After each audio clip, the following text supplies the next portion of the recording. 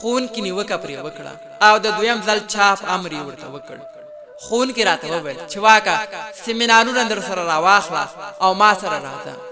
تر پښتو څانګې مې سیمینارونه ورسره ورسول. بیرته دا ټولګي خواته راغله. شنکې د ښایست څانګې مړاوې وې. سپوږمۍ د خور په مجاز خفګان څادر خور کړی و. راغله راته مخامخ ودرېدله. بې روحه وجود مې د هغې مخې ته د قاتل مجرم په څیر زولنو کې تړلی ولاړ و.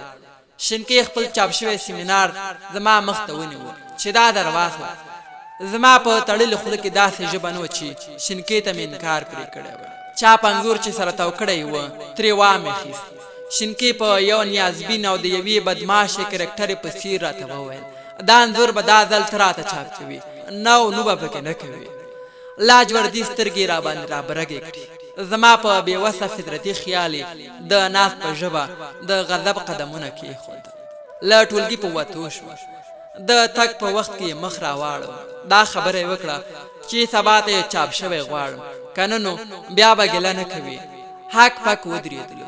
خیال مې شنکې پسې د یو وفاداره ساتونکي په څیر روان شو. خپل ګریوان ته مې وکتل چې دا څه روان دي او د دې حالات د تعبیر پوښتنه مې ترې وکړه. یاد هم را سره د دې پیښې کوربه وه. هغه راته کړه چې واکه یارو د دې شنکې په زړه کې هم څه شته. نننی انداز خو یې سم د کتریناکۍ په څیر وه او ته خوار سلمان خان ورته لا په خو او لاسو تړلی ښکارېدلې. د شنکې دا ډول اندازونه بلا جرات راکوه او زما له خوا یې د یو څه ویلو توان رابخ. یو وخت د فیسبوک نړۍ ته ورغله. یوه بلنه رالېږل شوې وه. له همغې بلنې مسنجر ته هم پیغام راستول شوی و. لیکلي و شنکې یم بلنه مې قبوله کړه. هېڅ مې زړه نه لوېده چې دا د شنکې وي. بلنه مې ومنله. شنکې د مننې تر څنګ وویل خپله شنکې یم زړه او نازړه نه شي. د شنکې دا لیکلې خبرې مې هوس په سترګو پورې وموښلې. نه پوهېدم چې شنکې به زما په اړه څه ډول فکرونه کوي. خو د پخوا په پرتله مې د هیلو مزی غښتلی شوی و. ډاډه وم چې شنکې مې هره لیکنه لوستلی شي. د فیسبوک پر مخ مې د لیک په بڼه خپل خیال او درد انځوروه او د لیکنې تر څنګ به مې یو د شنو سترګو انځور هم پورته کوه. څه ناڅه مې زړه د ارامتیا جام پر سر واړوه. سبا د جمعې ورځ. نن مو 2 ساعته درس وویلو. ټولګي کې مو یوه ادبي غونډه ونیوه. شنکې یې ویاندي په غاړه واخیسته. هر یو یې ویاندي ځای ته باله. زما د نوم له اخیستلو سره یې وویل چې له یوه غزل سره دې ویاندي ته راشي. ویاندي ته ورغله. شنکې مې خیاړښت ته ناسته وه. داسې ډاډه وم لکه د وجود په خیاړښت کې مې چې بل زړه راټوکېدلی وي. یو غزل چې د شنکې په ښایست مې لیکلی و غونډه کې ناستو ټولګیوالو ته مې واوروه.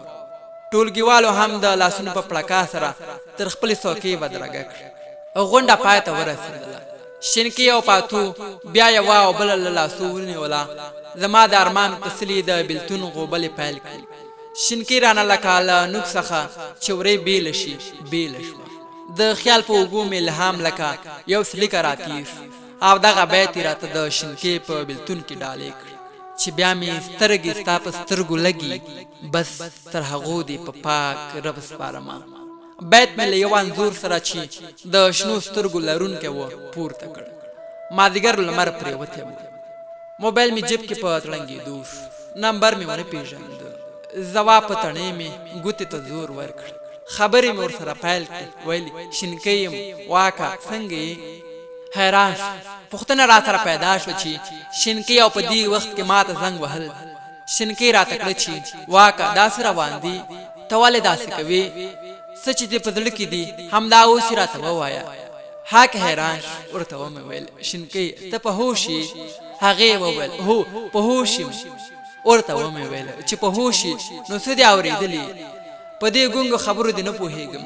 سپینه خبره راته وکړه چې څه خبره ده. شنکې راته وویل زما په خوله نه راځي چې هغه خبره درته وکړم. له شنکې سره مې خبرې اوږدې شوې. ورته ومې ویل دا نو څرنګه خبره ده چې د ما له خولې دې وتلې وي او ستا په خولې دې نه راځي.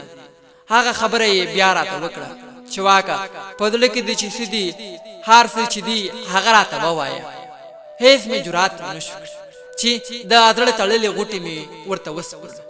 ځان سره مې فکر وکړ چې اوس د دې خبرو وخت نه دی، خو شینکي هم له خپل زړه څخه نه غږېدله. یو څه یې لیدلي وه. شینکي ته د دې لپاره چې د ځان سپیناوی وکړم لږ ورته په غوسه شو چې شینکي سپینه خبره راته وکړه، په دې اوتو بوتو دې نه پوهېږم. شینکي هم خپلې خبرې د بخښنې تر غوښتلو راورسولې. شینکي په غریو نیولي غږ راته وویل: واکه د فیسبوک لیکنې دې څه وایي؟ اول د شنو سترګو انځورونه پورته کوي. د شینکي دا پوښتنه داسې ولکه یو مجرم چې لاس نیولی په یو جرم ګیر شي. نږدې و چې خپلې خبرې هم راڅخه ګډې وډې شي. زما لپاره دا یو ښه موقع و چې شینکي مې د زړه له هغه رازه خبره کړې وای چې هر وخت هغې پسې په ماتو ښیښو قدمونه کړي. شینکي ته مې وویل: سبا له نږدې خبرې کوو. په خیال کې مې لوی اندېښنو ټالونه وهل چې دا څه وشو. شینکي ته هم شکونه پیدا شوي، خو هغې خپل شک په یقین بدلو. نن شپه مې د سوچونو په ټال ځنګل چې سبا به شینکي ته څه وایم. کله به مې پرېکړه وکړه چې خبره ورغبرګه کړم، خو بیا به پښیمانه شم. د اندېښنو پیټه مې په دواړو اوږو ایښې وه. د شینکي هغه خبرې مې ټوله شپه په غوږ کې لکه د رباب تارونه کړنګېدلې. سهار وختي د همدې اندېښنې له امله پاڅېدل. یا ته مې ځان ورسوه. دا خبره مې ورته له سره پایل کړه. یاد بیا له کړس خندا سره په شا مات شو. ویل: اوس دې نو خو ګلان وکرل، اوس به د شینکي مناظرې ته ښه ټینګ شي. یاد مې نور هم خوېدلی زړه راوښویو. ځان سره مې وویل: شینکي ته نن هار څه سرچپه وایم. پوهنتون ته د یو مجرم په څېر چې محکمې ته روان وي روان. زړه ته مې خپله ډاډګیرنه ورکوله چې هار څه به سم شي. ټولګي ته له یوه اسویلي ویستلو وروسته دننه شو. ښوونکی له ما د مخه ټولګي ته راغلی و. په څوکۍ کې کېناستم او د ستړي وجود ستړیا مې د لویو اسویلۍ وویستل. وخت ډېر ژر راباندې تېر شو. ښوونکی له ټولګي ووت.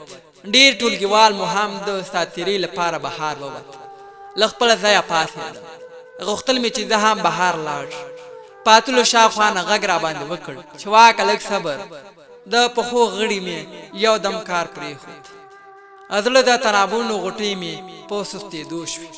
پاتو راته کړه چې واکه که وخت لرې نو شینکي غواړي تا سره له نږدې خبرې وکړي. د شینکي پر لور ور روان شو.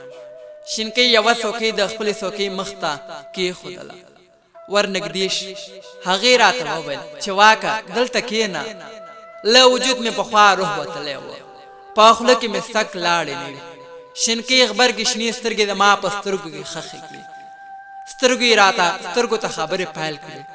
زړه مې د شینکي په مینه نورې هم منګولې ټینګې کړې.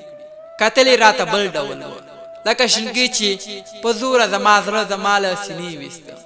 د خبرو انداز یې داسې و چې په لوی لاس مې د خپلو زلفو په دام کې راګیرې کړې. شینکي راته وویل: واکه رښتیا به راته وایې چې اصلي خبره څه ده؟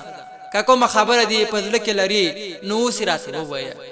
شینکي ته مې یوازې دومره وویل چې ګوره هېڅ کومه خبره نه ده. زړه دې ډاډه کړه. که ستا په زړه کې کومه خبره وي نو ته یې راته ووایه. زما په زړه کې خو څه نشته، او که ته مې له سره نیسي نو هغه بېله خبره ده. شینکي راته دومره نږدې شوه چې ان د سپینې خولې نفس یې زما په روح وجود کې لګېده. د سپوږمۍ خور په خندا شوه: نه واکه کومه خبره نشته، ډېره بښنه غواړم. دا چې زیات مې وځورولې په دې هیله چې رانه خفه ونه اوسېږي. په پیکه څېره مې د وینو رګونه رامعلوم شو. د مخ له ژیړ پوستکي مې نري باد خولې وچولې. هر څه بل ډول شو. ملامت بې ګناه وښودل شو او سلامت په بخښنو سر شو. واه هر څه معجزه وه. شینکي له خپلې څوکۍ پورته شوه. له ګلابي وجود څخه یاترینه خوشبويي پورته شوه. څو قدمه وړاندې لاړه. له یو اړخه یې راته وکتل. دومره مسکی شوه چې مرمرین غاښونه یې هېڅ ښکاره نه شو. له داسې یوې پېښې سره مخ شوم چې په خوب او خیال کې مې نه و لیدلی. دا هغه څه و چې شینکي د خپل یقین جوګ زما په اړین فطرت پخوه. شاوخوا مې وکتل. له ځانه مې پوښتنه وکړه هسې نه چې دا د کوم فلم صحنه اوسي. خو نه کمرې وې او نه ډایرکټران. یوازې پاتو د ټولګي په یوه څنډه کې ناسته وه. د شینکي په دا ډول نخرو مې خیالات د پخې خښتې په څېر پخېدل. دومره توان مې په ځان کې نه و چې له څوکۍ د پاڅېدلی وی. دا سوم لکه چا چې په څوکۍ کې تړلی بخت مې هغه موقع له لاسه ورکړ چې شینکۍ ته مې دا زړه خبره ښکاره کړې وه. شینکۍ رانه د پخو دیوالونو پناه شو. زما په ستړي روح پسې یې ډبرینې تنبیې واړولې. ټوله ورځ مې سوچونه وهل چې څه به کېږي او څه به نه کېږي. د جمعې سهار بهار له کوره ووت. یاد را باندې غږ وکړ چې ما په اسمان غوښتي او خدای په ځمکه راکړي. ورته ومې ویل بیا دې سا اورېدلي چې په اسمان دې غوښتلم وایه که نه. یاد وویل ځو مرکزي بغلان ته لږ به د امام قتبه زیارت سیل وکړو او هم به مو ساعت تیر شي. پرته له کوم دلیله مې ورسره ومنله. د زیارت په لور روان شو. پر لار ناست موټر کې مې خپل زړه له ګوګله وتلی و. زړه مې شینکۍ د ښایست په کوڅو کې ملغلرې خرڅولې. نیم مړ فطرت مې له دې ښاره د ژوند ساه اخیستله. ساعت وروسته مرکزي بغلان کې له موټر څخه ښکته شو. زیارت هم د ښار لویدیځه برخه کې پروت. د زیارت شنې منارې له ورایه نارې وهلې ځکه د یوې لوړې غونډۍ پر سر جوړ. له هرې خوا زیارت ته د پوډیو لارې ورختلې وې. منځنیو زینیو کې روان وم. موبایل مې په ښي جیب کې په ترنګېدو شو.